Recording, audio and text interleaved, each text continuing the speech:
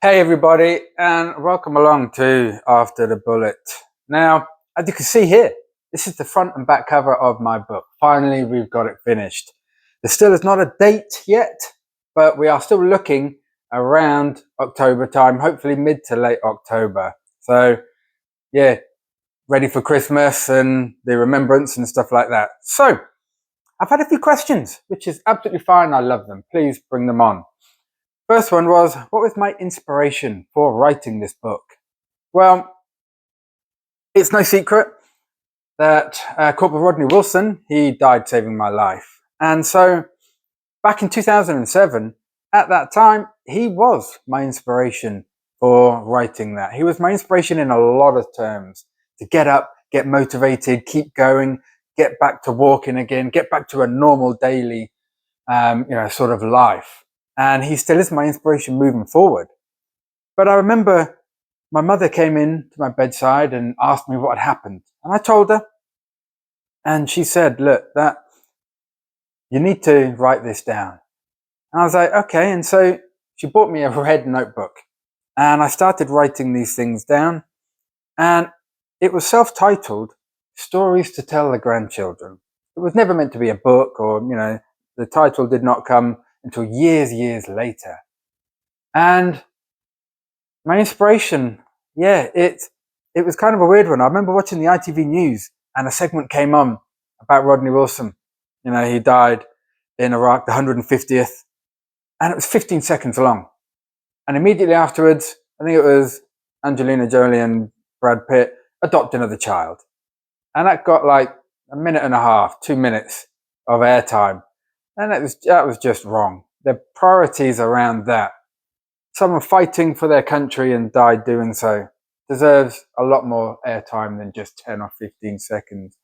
And so I wrote the book because I wanted to get his story out there, because it is an amazing story. It really is.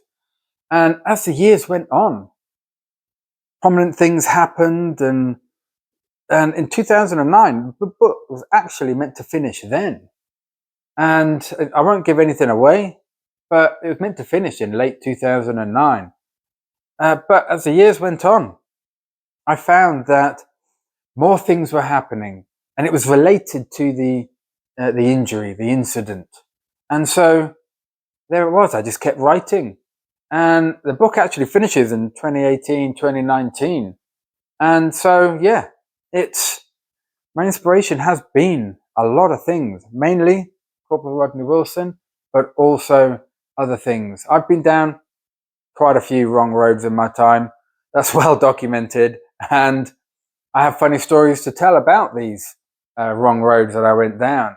And so a lot of it is going to be, look at the pitfalls I went down, look at the wrong roads I went down, and hopefully you as the reader can avoid them.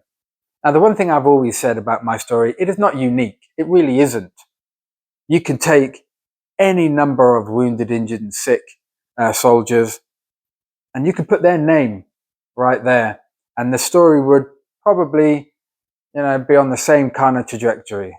And that's just the way it is. And all I wanted to do was write a book that hopefully some people could, it could help them, help them along the road. Mental health, PTSD, sporting, learning to walk again, all those things. And it's been therapeutic. It has been cathartic writing this book, and I've loved every minute of it. And there will be another book coming out, but let's just stick with this one for now, shall we? There's going to be a lot of funny stories in it. I'm going to be telling a lot more funny stories on here as well. So tune in around the end of October, and I can't wait to get it out for you to read. Till next time.